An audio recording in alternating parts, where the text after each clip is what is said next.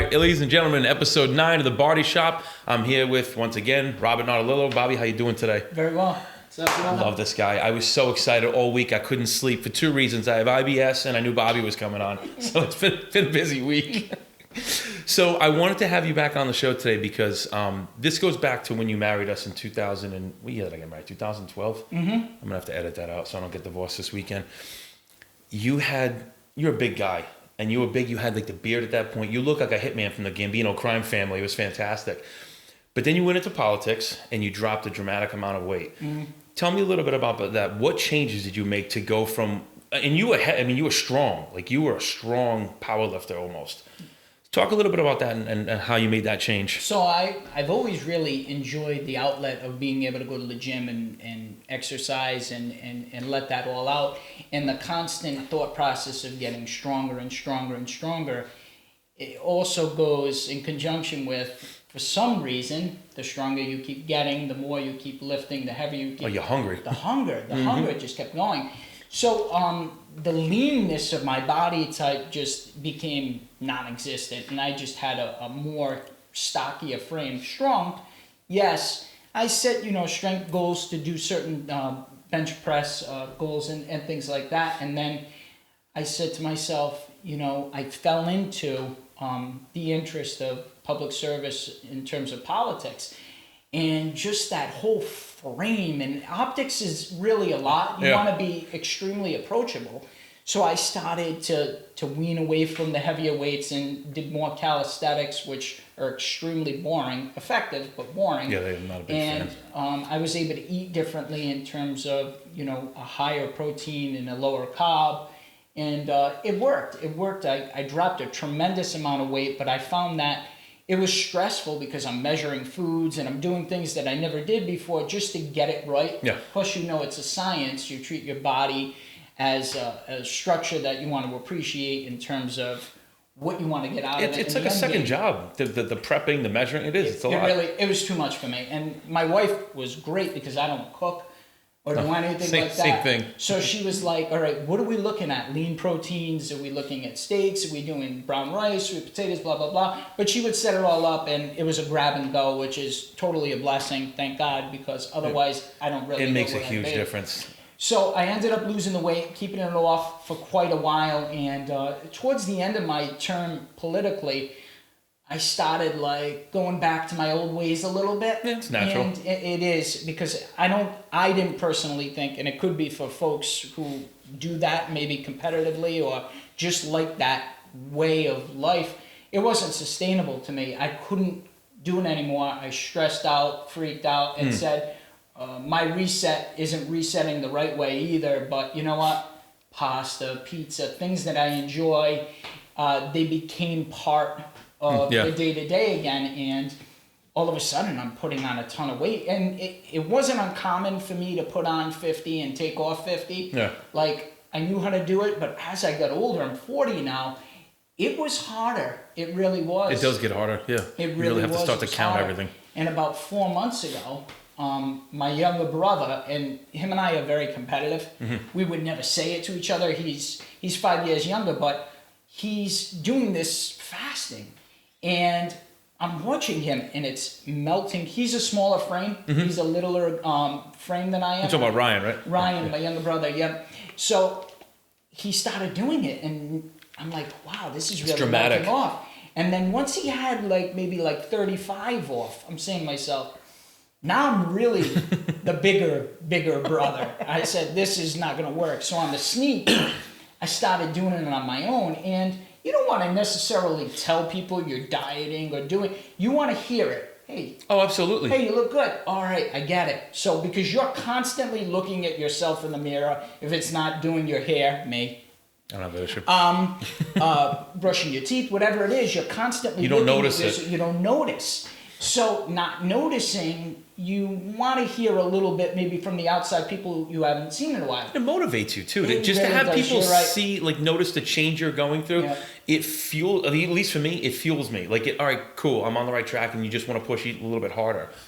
So I started doing it, and I did it from a traditional standpoint. I would never ask him what his protocol was, but the traditional outlook of it was, a 16-hour fast and an 8-hour eating window. So I tried it for a little bit with a little bit of cardio in there. But I was never really a breakfast person. I could eat lunch, but if I didn't, it wasn't so, detrimental to my day. So it was almost normal. So it didn't have like a huge impact. So I took a step back and I said, instead of quitting on it, I said, you know what, let me stretch the window. Yeah, tighten the reins a little bit. So I went longer on I went 2 hours longer on the fast and made that window a little bit smaller.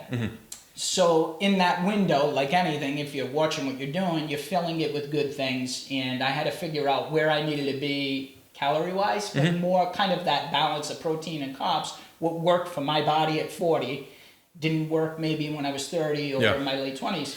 So I did it, and I figured it out, and I got it on lockdown. And then for some crazy reason, I'm like, you know what? Let me try 20-hour fast, 4-hour eating window, same meals during the weekend. So on the Friday night, it would go into the Saturday, and of course into the Sunday, and it was doing even more. And I don't feel tired. I don't feel like I'm starving myself. Like a lot of people, it's a taboo, and that's what I kind of say to a lot of my friends who are asking, because they're asking me and I'm putting it out there. This is my protocol. It might not work for you. Yeah. This is what worked for me. The first thing you should do is read up on it. It's a mental game. Yeah. It totally is a mental game. If you can accept that you want to change your body and your health in a certain way, read up on the fasting, see if that's something for you. It might not be. You might be that person who's got to eat the little meals every 2 hours or whatever it is, and that might be you, and that's your comfort level. You're hitting your nutrition in a way that makes you happy. That's golden. Do your thing. Do your thing that makes you happy. But to me, it wasn't working, and I had to do something dramatic, and I believe that it's working, and it's continually working. And I'm not cheating myself out of things. I still love the pizza and pasta. So in that window, instead of eating those 2 healthy meals, I'm going to grab 3 pieces of pizza. That'll be my window. It's calories in, calories out. But you get away with that because in that 20 hours that you're fasting, because you're not eating, you're forcing your body to eat stored body fat. So it's really, you can do that on these fasts. That's what's so cool about it, is like you have the ability to kind of play around with it a little bit. Yeah, and it's a unique thing. And the cool thing about it is, because I was a wicked, as you know, I would call you a supplement junkie. Hey, listen, this is a new nutritional supplement back in your days when you were in the shop. Is it a gimmick? What is this? And you'd set me straight. This is what it could do. It's not a say all, do all kind of thing. It's all on you. You're the one. Cool. This is your thing. But I said, I'm not using anything. I'm not using anything right now. I'm drinking green tea. I'm doing the carbonated water during the day, blah, blah, blah. But I'm not burying $200, $250 on supplements. No, you don't need to. Either.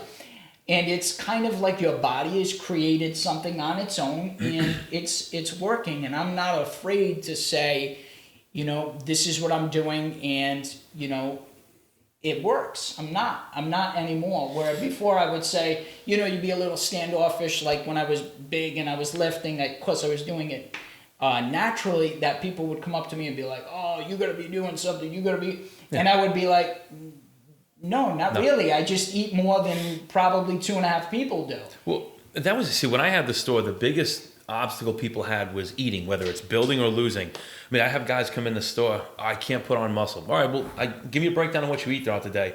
I have a donut for breakfast. I'll have a chicken parm sandwich for lunch, and whatever my wife's making for dinner. I go, shit, and not enough of it. I'm like, you want to put weight on, eat more shit if that's what you want to do. I'm like, but realistically, so then I would go through like what I was eating. Like even I do what you just said, the 6 small meals a day. I like eating that way. It keeps me lean. I stay in good shape. But the average person are probably taking in like 1,300 calories a day. These are guys who are going to the gym 5-6 days a week, benching 3 days a week, maxing out every day.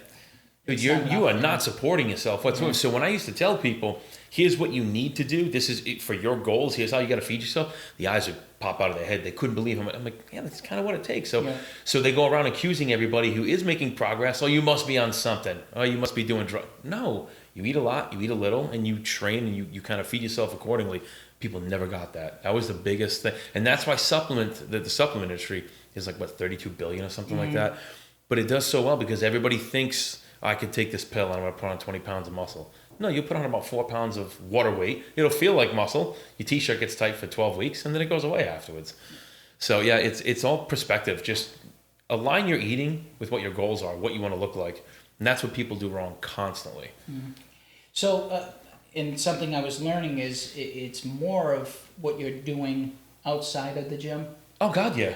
than what you're doing inside of the gym. And I never really had a problem inside of the gym. I'd have all my papers, all the reps, everything I was doing. I'd be a go-getter. Was I eating right before? Was I eating right after? It was a crapshoot. It was back to what you were saying. It was what was made, you know, what my wife was making, where I was going with my friends for lunch, what was going down. But it could be toxic to your goals. And of course, I'm first of all not a nutritionist. I am by far not a physician. So all of these things But were I do kind play of one like on TV. It was all bro science. And you're looking at stuff and it's a crapshoot. It really is. And it's confusing when you look online because there's so much conflicting information. That's what frustrates me the most. Like if you were to just Google right now, bodybuilding diet or weight loss diet, I mean, there are thousands and every one of them is different. So it really all depends. I guess like the theme we're trying to get across to you folks is whatever your goal is, whatever your physical goal is, pick it, go grab maybe 2 or 3 different meal programs or exercise programs and create your own little hybrid, trial and error, like exactly what you did. You tried the intermittent fasting, the 16-8 window, didn't work, so you backed it up a little bit. The average person would probably just quit and say, oh, I can't lose weight, and then just fall right back into that same rut. And then you also said something which I love, it's your body will go where your mind takes it. So if you think you could do something, or you just continue to tell yourself you can do something, you can build muscle, you could lose weight, you can get this job, you could buy a car, a house, your body will literally go wherever your mind takes it. So just have the right frame of mind. And I must say this in almost every episode, get negative people out of your life. Like the people who are going to look to point and say, you did this, you did that, or the people who are going to try to pull you down into the abyss with them because you're doing something that they can't do on their own. Get rid of these people, these energy vampires. That is a huge thing. I noticed that more than anything. People just surround themselves with the wrong type of people. Hang out with people. Like I like spending time with Bobby because he's an inspirational guy. He's a successful guy. I said sexy. There was like sublingual or subconscious. I just said sexy. He is a good looking guy. Thank you. But I prefer to spend my time with people that I can learn from and feed off of. You know, that's the kind of people, especially when you're in the gym. Don't go to the guy that's throwing the weights all over the place. You know what I mean? Don't go to the person who you aspire to look like. Pick their brain. Talk to them a little bit. But again, you got to play around with things and figure out what works for you. So I did that fasting. We both did that. And that 16-8 window, it worked phenomenal. I used to eat from noon to 8 o'clock at night. But I noticed like I dropped weight fast, but around the 3rd week, I just felt flat. The weight was still coming off, but I went through that period where I just felt flat, depleted, couldn't get a pump in the gym. I was kind of groggy. So I came off the fasting for a week, went back to a traditional 6 small meals a day, immediately recouped. But then I found by doing that, by coming off the fasting, going back to the 6 small meals, I actually filled out. I put weight on, but it was leaner. Weight. Yeah. So it's like you're tricking your metabolism. I mean, it really does work well. But all the benefits of that, like the weight loss is one, mental clarity, anti-inflammatory properties, anti-aging, more growth hormone, more testosterone, and this is all triggered because you're forcing your body to eat its own stored body fat. This is a big misconception that the human body doesn't need fat. I used to hear that all the time. You need fats for healthy hormone secretion, anti-inflammatory properties, reproductive properties, but healthy fats, fish oils, conjugated linoleic acid, salmon, omega-3s.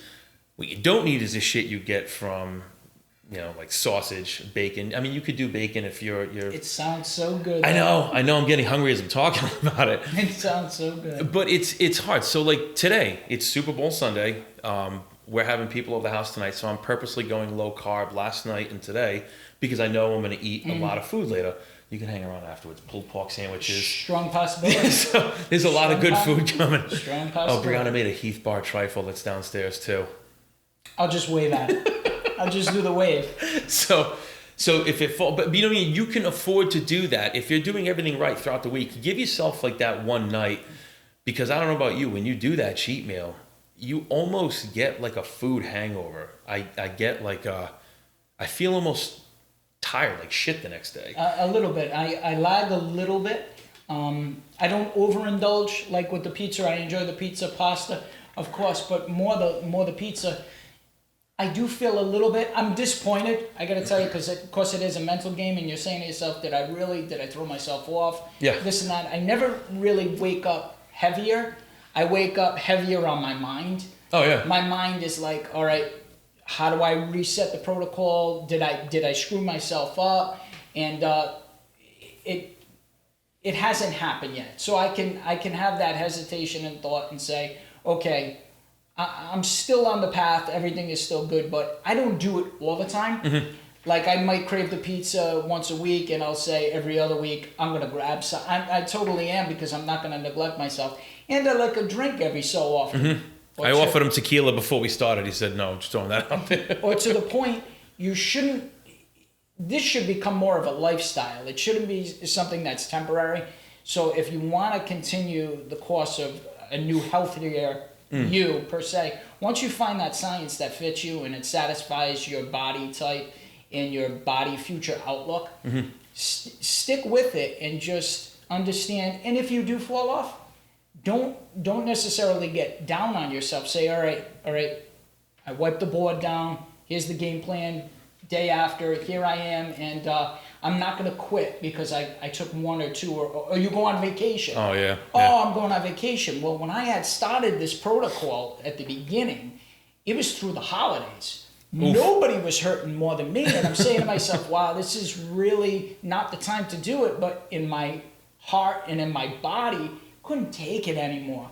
Like, I was so, like, overweight, and it was so kind of depressing to the fact that I felt like that was it. You know, this is me, I'm 40, this is what's going to happen. And I said, no, I can't let that happen. But that's cool that you did it during the holidays, because that's when most people make the excuse why they go off. You used it as a motivating factor to kind of do what nobody else would do. I like stuff like that. I would prefer to take the hardest path. I had quoted, I think it was Les Brown on one of my motivational episodes, where never walk in someone else's tracks, go carve your own path. You know what I mean? So for anyone listening, watching this, do exactly what he did. Find the most difficult time of year to start this process and do it then. Don't wait for New Year's. You can make a resolution. When you resolve your mind to do something, it doesn't have to be on January 1st. Make a resolution now. Start it now. Don't wait for these commercialized benchmarks. It means nothing. The fact you did that during the holidays speaks volumes, but it creates that mental toughness. You build calluses on your mind. Like your brain is always going to guide you towards comfort. Like when you're upset or you have a bad day, like what do people do? They reach for comfort food, a drink. Yep. But I mean, everybody has their thing. But if you can just say no and stay the course through those hard times when everybody else would cave in, it prepares you for virtually every other aspect of your life. You can now push forward and forge through all these situations, whether it's at work, at home, marital problems, kids, whatever it is. So that's awesome. And that's a lot of people use that as an excuse to fall off, and you do the exact opposite. So use that as inspiration, if nothing else, from this episode. But that's cool as hell, man. I like that. Thanks, I appreciate it. Now, workout-wise, going from the strength training and all that, how has that evolved up until this point? So still mentally, I want to go in the gym. I want to lift the heavy weights. I want to do the heavier dumbbells. I want to do everything. But I took myself kind of right out of that mix. I bought a kettlebell. I do Tabata circuits, just small little bursts. I want to keep some sort of strength, but I don't want to kick it to that level where all of a sudden I got that huge hunger. So staying within that hit, the high intensity, or even the Tabata has been working great in the morning. I'll wake up, the Tabata, I'll do 2 sets of it, maybe 8-9 minutes in total. I'm sweating, I got it, I'm good, and it's fasted. I'm still fasted, which is pretty cool too. So people who don't know what Tabata is, give them a little brief description. So the protocol could be different. It's usually what I do is 20 hard seconds of exercise, 10 second, 10 second. It feels like 10 minutes. You have that break in between, and it goes on for about 4 minutes. I do 2 rounds of it because the 4 I get it, but I want more. And you could do as many rounds as you want. Sometimes the protocol is 30 seconds on, 30 seconds off. It depends on the programs. But these programs, I make it so like user friendly to myself because I'm not a morning person. I put my little iPhone up. I grab a YouTube video where it's all set up, the music, everything is there. There's someone doing it. It's instructional, and I can't get away from it. So it's there. I see it. It's being done. And I feel great after the shower. My day is done. I don't have to worry about how long my day was, making an excuse about exercising. As soon as I got up, boom, from the bed, right into the exercise, and I feel good about it. The Tabata definitely works. The high-intensity training is something I never really was into, and the Tabata aspect of it, too. I love it now. It's short, it gets it done, and I feel good about it. I don't do it every morning either. I only do it about 3 times a week, just to kind of get things going, you know what I mean? And again, you're doing something that you normally don't want to do by training in the morning. Again, creating that mental toughness, just forcing yourself to get outside of your comfort zone. You have to I always find that in order, on any level of success, whether it's in work, academics, financially, physically, you have to get comfortable being uncomfortable. You have to get outside your normal comfort zone to accomplish things, to get things you've never had. So and again, this is like a recurring theme for me with the show, so that's twice you've hit on that. So to go to the other end of the spectrum, so we already talked, you do the fasting, I do the 6 small meals a day. Now, you do these short little intense workouts. I probably train 40 or 50 minutes a day at best. But what I do is I train 6 days straight and I take Mondays off. So Tuesday, Wednesday, Thursday, I do barbell complexes. So what I'll do is I do 5 rounds, 8 to 10 reps of each exercise. So this week I did, it was a power clean, 10 reps, right into a push press, right into a front squat, right into 10 behind the neck presses, right into 10 back squats. So 40 to 50 reps. The trick is to not put the bar down and do that for 5 rounds. So Tuesday, Wednesday, Thursday, I'll do that workout. And you would talk about it's a high intensity, but it's a muscle building high intensity program. So I do that for 3 days. Then I go to a traditional, like a bodybuilding, like a hybrid kind of workout for the next 3 days. And then I just take Mondays off. So, but for me, it's weird.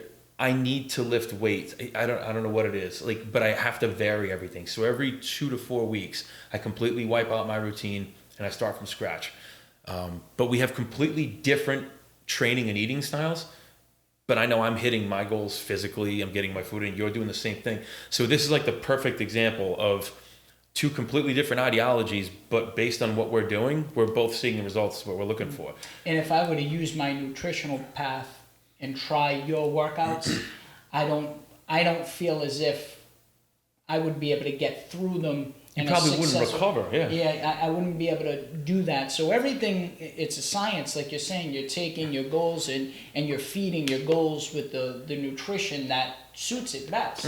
I mean, like you said, you did the fasting. Your frame is bigger. It's willing to accept that fasting and still, I think, keep that strength. Mine is smaller, and I don't think that the strength, personally, I mean, it could happen for other people, I don't feel as if I would be able to keep pressing the 100-pound dumbbells. I would be more, I just don't think I would be able to get it done. I haven't done it, so I don't want to say that it's not possible, but it's just not. It gets tricky too. So as you start to drop weight, so just put it in perspective. How much do you weigh right now? 211. What did you start out at? 255. All right, so 44 pounds you dropped. So for what you guys need to realize out there is every pound you drop, there's a certain amount of body fat and water that is no longer protecting your connective tissue, your ligaments, your joints.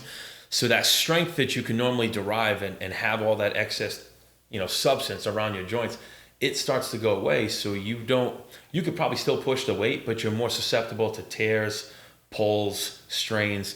So is it smart to do that? No, you could probably get away with it. If you did like one strength program a week, like you say one workout a week, you did something just to shock your central nervous system, you could probably get away with it, no problem. But it gets tricky because I know, like, I like to lift heavy. I know it's in your background. So once you start toying with that weight, it's like giving an alcoholic a drink. Like, you can't. That's what I'm afraid of. I'll be very honest with you, and you know it because it's addictive. You have that feeling also. I know that that's what's going to happen. And when I go over to the weight rack, when I was in the gym lifting less, and I'm grabbing 35 pounds to curl, and I'm going, I'm hoping nobody's looking. I'm hoping nobody's looking. Where way before, you're grabbing the 50s, you're getting it done. I mean. And you feel good, you put it down, and it's a different way, and the optics shouldn't be an aspect of it. So, but the reality is you're in the gym, and everybody's looking at everybody, what everybody's doing. Yeah. And it is what it is. Yeah, it really is. And I'm guilty of this, and I'll tell this story because, whatever, I have no problem embarrassing myself. Two weeks ago, I was squatting. The way my routine falls, I wound up training legs on Sundays. So I was squatting. So now I have this thing where I don't see anyone in my gym. There's one young lady that squats in the gym. We see her on the weekends. She squats all the way down inside the rack and actually hits the pins. So her and I are the only ones that squat like that. So there's this group of like 3 or 4 kids next to us, and they're squatting. And I feel bad. Like, I was there once. They have terrible form. They're recording themselves, taking videos. Like, their knees are 12 inches past their toes. I'm waiting for them to pop a patella tendon. Oof. So, I mean, they're doing like half reps. So I made my way over to the rack, and I was only supposed to do volume training that day, like, 15, 20 reps. So I'm watching these guys. So I start warming up, and I'm like, damn, everything feels good today. I wound up going down for 385 for a double, but I'm going down and hitting the pins on the bottom of the rack. And now I notice that they're watching me. So I go back the next week. I'm in the rack. They came up. There's a upstairs area in Health Tracks. They stretch. They came downstairs. They saw me in the rack, so they came over and started squatting. I was supposed to do volume again because I went heavy the previous week. I'm like, oh, these little shits are back. So again, I worked my way up to 385, full depth, and then they finally initiated conversation. Like, hey, how do you go so low? I literally did it on purpose just to prove a point. Like, I know I got to have 15, 20 years in these kids. But I don't recommend that. That mentality is how you get hurt. And I did. So I put up a video of me squatting the other day. I worked up to 365 for a double. This is 3 weeks in a row now. And you know how your lower back just can't take it. On the second rep, I had a slight hitch where I tilted forward just a little bit. I did one more set after that with 2 1/4, and then my lower back was stiff for the last 2 days. So I sat on my couch last night instead of enjoying my night. I sat on the couch with a little shiatsu massage on my lower back and my ass, trying to work the knots out of my back. But that's the point. Like, once you get into it, it literally is addictive. Like, you feel phenomenal. And then you also get, when you train heavy, you get such a spike in your natural growth hormone, your testosterone levels. That's where the appetite comes in. But it's like cavemanish. Like, you just feel like a dude for the rest of the day. So I saw that video, right? I'm at work. You had posted it. So I'm looking at the video and I'm watching you go down, and I'm like, yep, that's probably right where I would stop. And you kept going, and I'm going, something's going. Something's going. Is he getting back up? And then I went, oh my God, he's going back up again. And the reps are going in, and I'm saying to myself, that's over time, though, that you've built up a strong form and everything like that. But more commonly, you're seeing folks do half reps. They're doing half reps because, of course, unless they're wrapped properly or anything like that, that's all they know. I mean, that's all I know. I don't want to drop lower than the chair. I want to go 90 degrees. Yeah, it's weird. I want to go, all right, I'll add another 9 reps. And if people see that video, you're saying to yourself, that's, first of all, excellent form. That's true strength on top of not looking at the plates, just saying to yourself, I'm getting up from probably one of the most awkward positions, being superseded, like dropping on the floor and pushing that all the way up. And like you said, you don't advise to showboat or anything like that, but you educated the youngsters on just try again. And I told them, I'm like, it's just, and I literally I didn't tell them why I was squatting. It's a little bit of ego. That's all this kid does is squat. What's going on? But it's, I put those videos up not so people could say, oh, good job, you're so strong. It has nothing to do with that. It's just with proper technique, the right nutrition. And like for me, I never power lifted. So I was terrible up until you married us. For 4 months prior to us getting married, I had hired the guy who used to own Powerhouse Gym in Coventry to train Brianna and I leading up to the wedding. And he literally, at that point, I had been training for almost 20 years. This guy broke it down, stripped down everything I knew. He's like, we're going to go back to the basics, taught me how to deadlift, bench, and squat properly. And I didn't realize, you're sloppy when you're a kid because you just want to move weight, but I didn't realize exactly how bad my form was. So I literally properly learned to do those movements in 2012. I started working out when I was 15 years old. So you're talking like 17 or 18 years later, something like that. I finally got the right form. There's a lot of injuries in between there. There was one day I jumped in deadlifting with guy Dave Jones. I don't know if you know him or not. Lives off 117. But we were at Powerhouse Gym in Coventry, and he's over there deadlifting 455. So I'm like, yeah, I can jump in and do that. So I worked my way up. I went to pull 455. I felt lightning hit my balls and my neck. I hit the floor. I was on the floor for 20 minutes. I slipped a disc in my back, and I was crushing a nerve. So Brianna will tell this story. She goes, I thought you were on the floor stretching. I'm like, nah, man, I couldn't breathe. I couldn't move. So I don't recommend it, but I feel confident doing that now because I had someone a lot smarter than myself teach me the right way to do it. And when you bring up deadlifting, and of course, you say to yourself, it's always got to be with the bar. It's always if you got to get deadlifting in, like I turned it out to using the dumbbells, the heavy dumbbells. Mm-hmm. I found it better for me, and I was being able to squeeze more in my back, but not fearing any injury because those dumbbells only go up to a certain weight. Correct. I wasn't doing more than I thought I could do, and then, I had tried with the bar before. I put heavy weight on there, and I would find myself like that. I was like, I don't need. I'm the same way. Yeah, I don't need that feeling, and we watch those videos of people they're doing it, and then all of a sudden they black out right in the ground. I'm like, nah, I don't need to be. But I felt very good about lifting heavy as I possibly could with the dumbbells. It is so addictive. So, yeah, it's a different way. It's a different way of life and everything like that.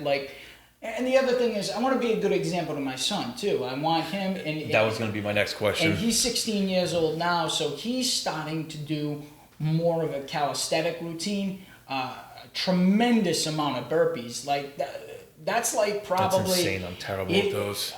But they work. And this kid, he's shredding down where he was a little bit. I don't want to say stockier in frame, but he had no muscularity. Now he's leaned out tremendously just from doing these, and he's got a couple 25-pound dumbbells in the room, and he's getting it done with those too. But he's mixing it up, and he's doing it the right way. He's doing it healthy. And he eats right. He's conscientious of what he's doing, and I'm being a good example to my son, me being a male, of course, my daughter, looking to her mom for good example and stuff like that. So we're trying as a household and a structure to be able to give that as an example, practice, what we preach kind of mentality. So that was going to be my next question. The reason I was going to bring that up is another big hurdle that people come up with. Like I got a young lady that works for me now. She sits right behind me in my office, and her problem is she's doing the keto diet, and she does very well with it. She's good with it at work. Her problem is that when she goes home, her husband and her daughter refuse to eat healthy. So I just said, practice some tough love, because she was, messaging me at work. She's like, I'm not really sure what to do. I'm like, tell them they can cook their own food. She's like, they literally won't eat for days if I don't cook for them. So she caves in. Instead of cooking healthy food for herself and then a second meal for them, she just eats what's easy. And I think that's a big part of being successful in incorporating this as part of your lifestyle, is having a partner, like you're setting an example for your kids and you're all on board. It's easy. It's fluid at that point. But 9 out of 10 times, that's not, a lot of people struggle to even embark on this and try to make the right changes because they have people in their life and their family and their house that are fighting them tooth and nail. So I know my suggestion would be practice tough love, but I'm not a parent. So what advice would you give if this young lady was asking you? So it's tremendously different not having kind of a cohesive unit in the household, and I would lean to the fact of more saying, these are good foods, and maybe doing it maybe a couple times a week. Mixing it in, and that way maybe they respond to saying, all right, this wasn't as bad as I thought it was going to be, because maybe at this point in time they figure, no, we're going to be totally cut off from everything that we know and feel comfortable with, to mixing it up maybe twice a week, and then all of a sudden it's 3 times a week, and maybe at some point in time they give you an ask and say, you made these healthy burritos or something, can we have those again? So you don't really know the response of an individual until they start tasting it a little bit and getting it. But my kids are 2 teenagers too, so they tend to make a lot of their own decisions on their own. It's probably easier to rationalize with a teenager than it is with like an 8 or 9, 10-year-old. Yeah, where you figure you might be depriving them of something at some point in time. So that would be probably the advice I would give on a minimum, to slowly implement healthier meals in there, and see what happens, see what the response is. If the response is positive, then you're heading on the right track. If it's not, then the unfortunate aspect of it is at some point in time they're gonna respond to themselves by maybe looking and saying, I don't feel well, I'm unhealthy, what's the next step? And you're gonna be that hero in their life that's always been there, and you're going to be right there to jump right in too. So I'm going to make a terrible analogy, but as we're having this discussion, the only thing that pops in my head is when you have a dog or a cat, you can't just change their food. You have to sprinkle in the new food. Terrible analogy. That's the first thing that popped in my head. So this young lady that I work with, so she was telling me the other day that her husband is a AAA driver. So if you're stuck on the road, whatever, he's one of the guys that picks you up. So he's got odd hours, long days. So the other day he had I think she said it was 2 coffees or 2 Starbucks, and he had gone to McDonald's twice.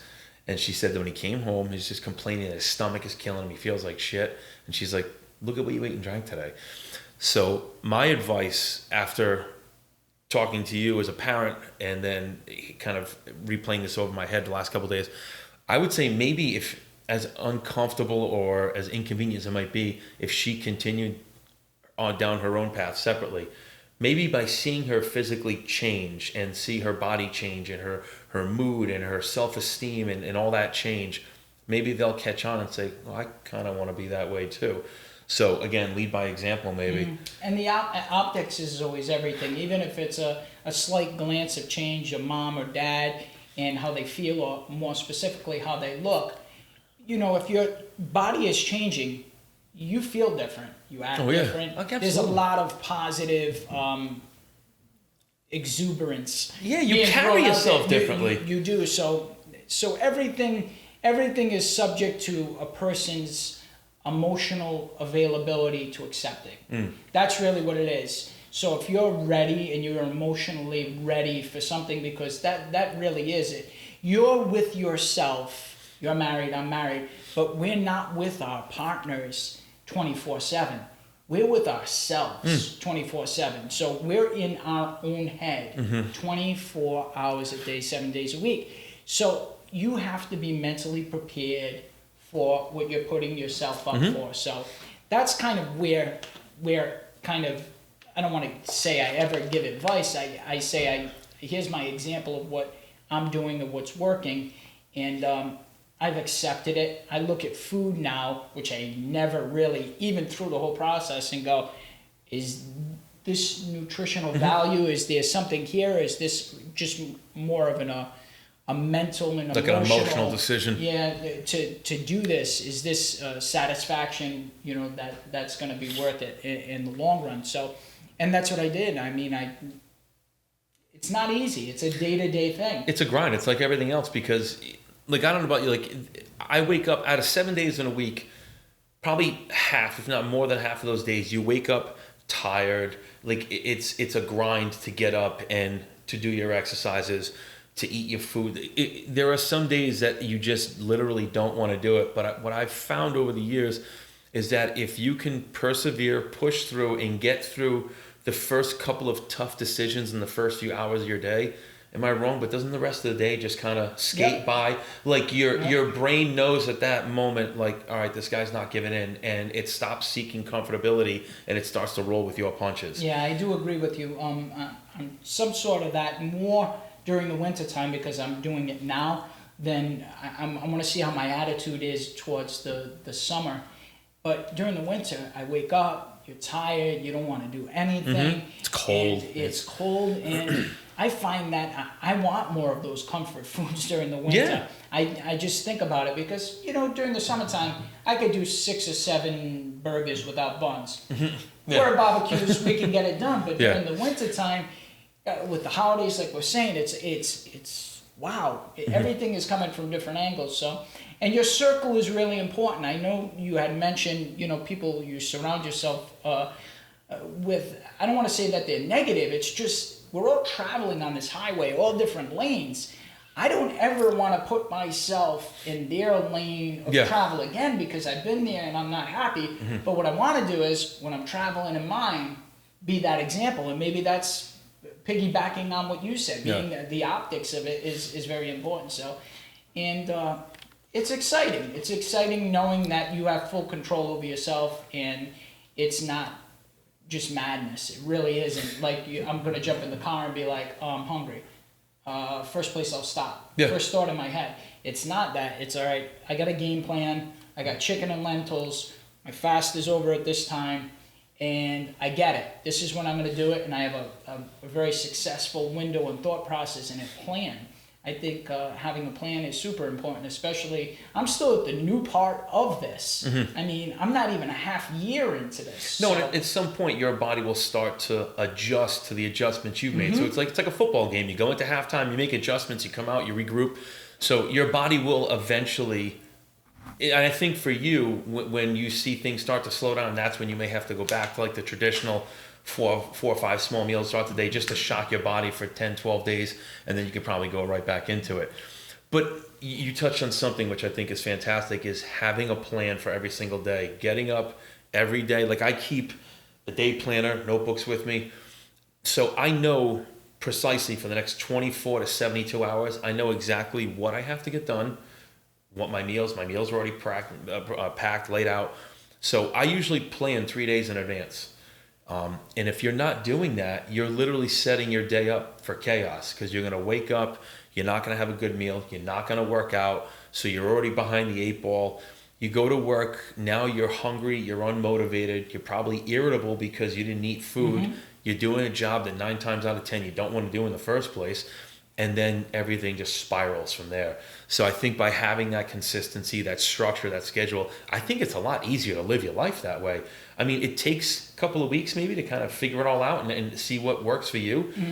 But once you're dialed in, isn't it just easy? It really is. And back to what you were saying about work, I mean, that is what puts everything in order for us financially. So if you're not feeding yourself and fueling yourself in the right way and planned and organized that way, your day, I mean, your work today, I mean, my work day could be the easiest day or the hardest day, physically and more specifically, emotionally.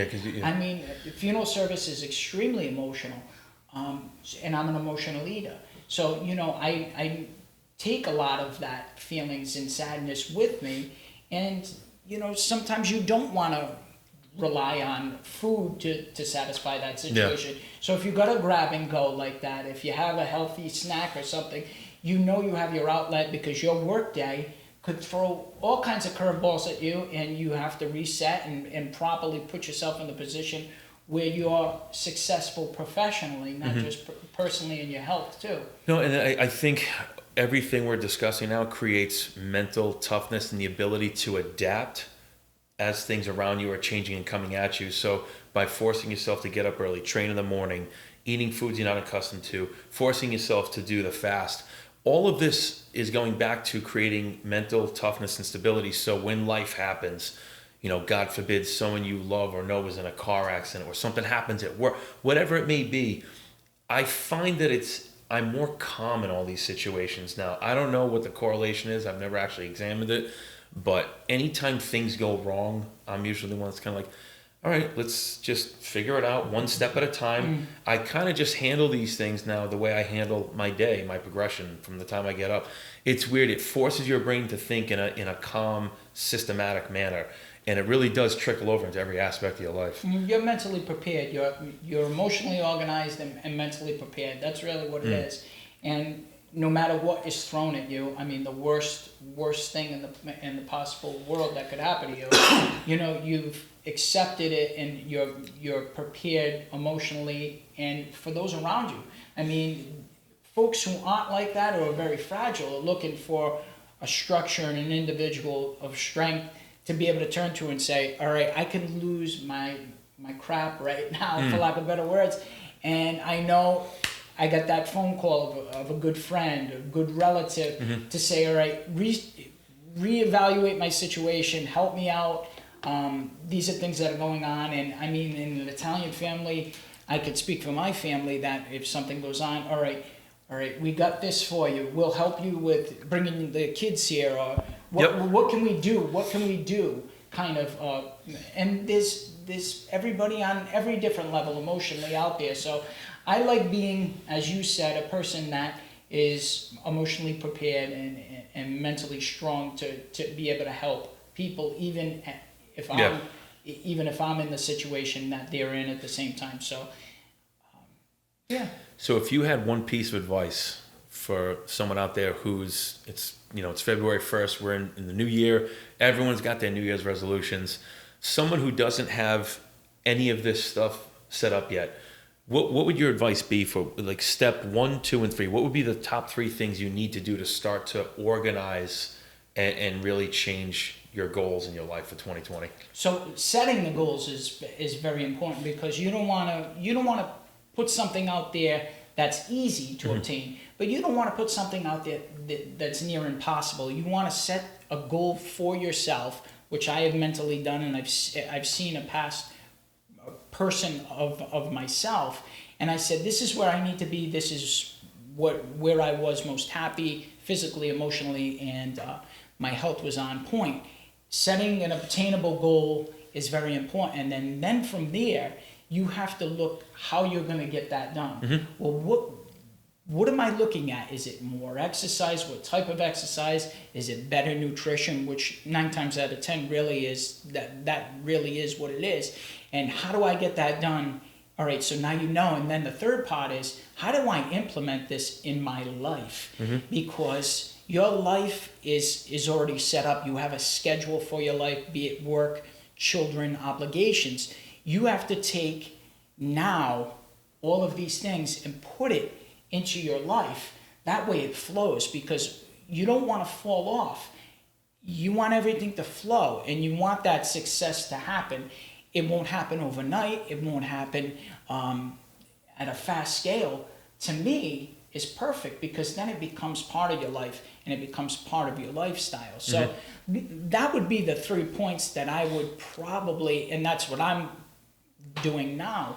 So I find that I don't feel like I'm depriving myself. I feel like I'm very organized, and I'm enjoying the path that I'm on right now, and I'm looking forward to a 12-month sit down, possibly with you, and absolutely, to say, this is where I am. This is where I might have struggled or failed, and this is how I could put this out there, so maybe folks don't encounter things like that. So listen, one of the reasons I started this podcast is I love inspirational things. I love tales of people who are making progress, because I'm a big fan of every single day make small strides towards something, whether it's reading a book, starting a journal. Like, I journal everything. I write down ideas for the show, what worked, what didn't work when I'm recording, what faces did I make, do I fidget too much, which yes, I still fidget a lot. I try to, and what that does for me is I can go back every couple of weeks, I can watch the tape, I can look at what I wrote down and see if I've made any progress towards the things I'm working on. So it's perfect. I like writing things down. I think it's a good way to go back, take progress pictures. take a picture of ideally what you want in your mind. What do you think you want to look like? Take that picture and put it on the refrigerator. And just like you said before, every time you eat something, what I'm about to eat or drink, is this provide any nutritional value, or is this helping me get closer or further away from my goals? And it comes down to mindset, work ethic, and just consistency. Consistency is very important. Yeah.